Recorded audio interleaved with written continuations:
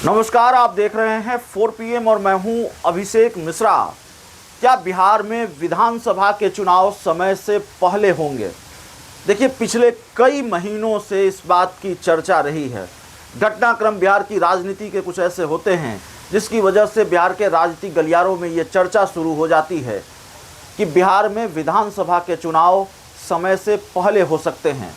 बिहार में अगर तय समय की बात करें तो बिहार में नवंबर में यानी 2025 के अक्टूबर नवंबर में विधानसभा के चुनाव होने हैं और सही समय पर अगर विधानसभा का चुनाव हुआ तो अक्टूबर और नवंबर में ही विधानसभा के चुनाव होंगे।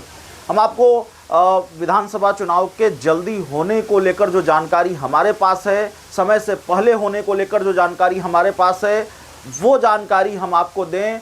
उससे पहले हम आपको थोड़ा पिछला घटनाक्रम में आपको याद दिलाते हैं। 2024 के लोकसभा चुनाव से पहले भी ये चर्चा हुई। आपने देखा कि लोकसभा चुनाव से ठीक पहले नीतीश कुमार इंडिया गठबंधन का साथ छोड़कर एनडीए के साथ आ गए और फिर चर्चा ये हुई, चर्चा होने लगी। ये राजनीतिक गलियारों में चर्चा का बाजार गर्म हो गया कि नीतीश कुमार की भारतीय जनता पार्टी के साथ यही डील हुई है कि बिहार में विधानसभा के चुनाव तय समय से पहले हो जाए। इसकी जो वजह बताई जाती है वो कई वजह बताई जाती है।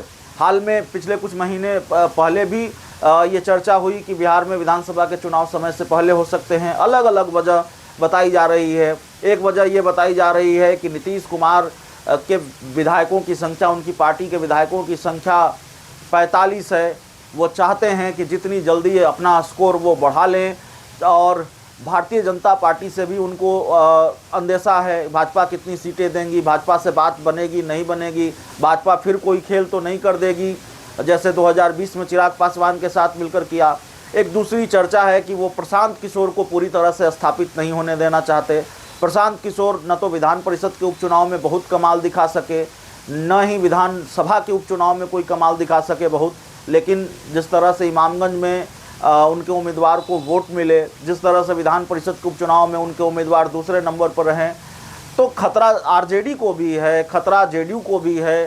तो इन खतरों से आशंकित नीतीश कुमार हैं और वो प्रशांत किशोर को स्थापित नहीं होने देना चाहते और इसलिए हो सकता है कि नीतीश कुमार ये चाहते हों कि विधानसभा के चुनाव समय से पहले हो जाएं।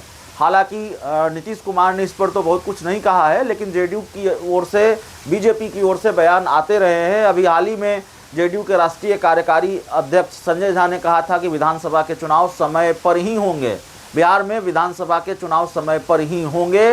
लेकिन एक बार फिर ये जानकारी निकल कर सामने आ रही है। बिहार के राजनीतिक गलियारों में चर्चा का बाजार एक बार फिर गर्म है कि बिहार में विधानसभा के चुनाव समय से पहले होने जा रहे हैं। शायद अप्रैल और मई तक बिहार में विधानसभा के चुनाव संपन्न हो जाएंगे। इस बार इसकी जो वजह बताई जा रही है कि विधानसभा चुनाव समय से पहले क्यों होंगे, उस वजह का जिक्र हम अभी नहीं करेंगे। जानकारी और पुष्ट होगी, तस्वीर और साफ होगी तो ज़रूर हम उस वजह का जिक्र हम करेंगे। तकनीकी कारणों से हम जो वजह सामने आ रही है वो वजह नहीं बता सकते, उस वजह का जिक्र नहीं कर सकते। बहुत सारी वजह बताई जा रही है।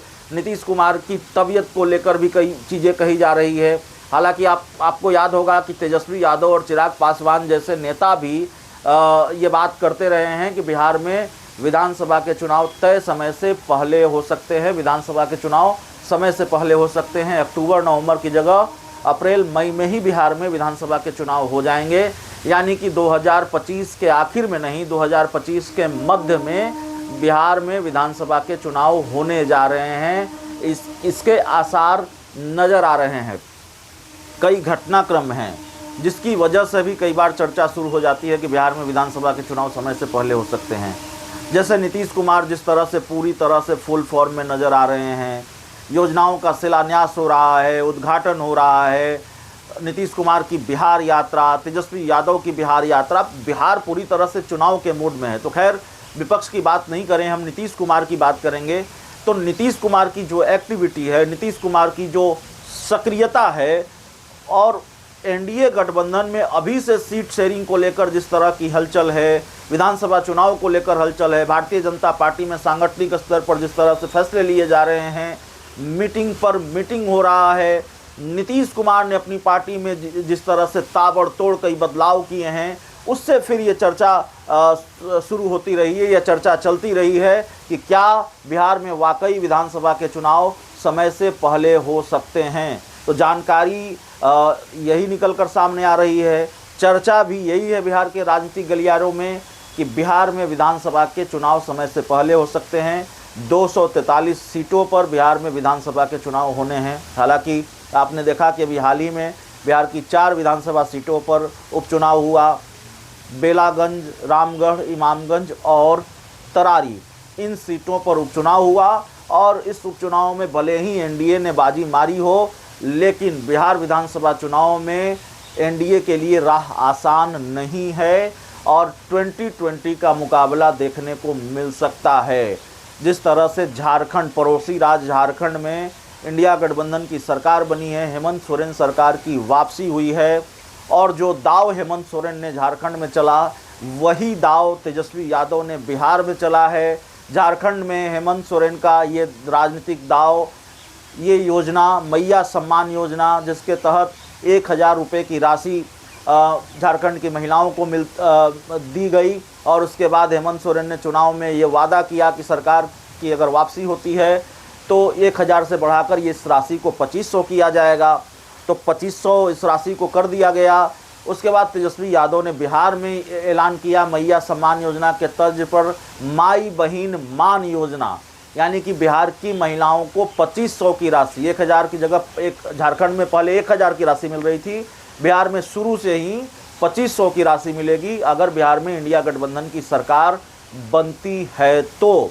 और आरजेडी और कांग्रेस के बीच भी सीटों को लेकर जो जल्दबाजी दिख रही है, सीट शेयरिंग को लेकर जो रार दिख रही है, सीट शेयरिंग को लेकर जो जल्दबाजी दिख रही है, एनडीए में सीट शेयरिंग को लेकर जिस तरह से गहमागहमी दिख रही है, कुछ बयान भी आ रहे हैं, तो ऐसा लगता है कि वाकई कहीं बिहार चुनाव के मोड में तो नहीं चला गया है। बिहार में वाकई विधानसभा के चुनाव तय समय से पहले तो नहीं होने जा रहे हैं।